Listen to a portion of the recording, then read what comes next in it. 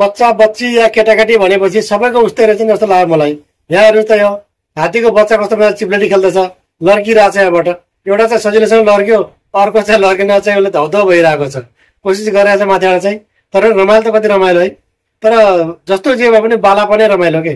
अब के गर्नु, अब अलिकति उमेर बढ्दै गएपछि, पाको भएपछि या जिम्मेदारी आएपछि, जिम्मेदारीले गर्दाखेरि मान्छे सबैलाई चाहिँ आफ्नो काम र पेसामा र आफ्नो जिम्मेदारीको बोझलाई चाहिँ उठाउँदै कहिले यता र कहिले उता हिँड्न ठिकै भइरहेको छ।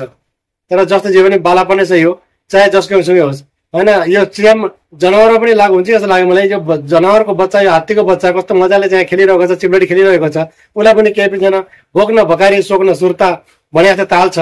हेर्नुहोस् त, यो भिडियो हेरेर त मलाई चाहिँ पुरा बचपनको याद आइरहेछ। भलै यहाँ चाहिँ हात्तीका बच्चा यानि कि जनावरको बच्चा चाहिँ खेलिरहेका छन्, तर पनि मलाई मेरो बाल्यकालको याद आइरहेछ। साथीहरू, तपाईँलाई कसलाई आफ्नो बाल्यकालको याद आयो कमेन्ट गर्नु होला त।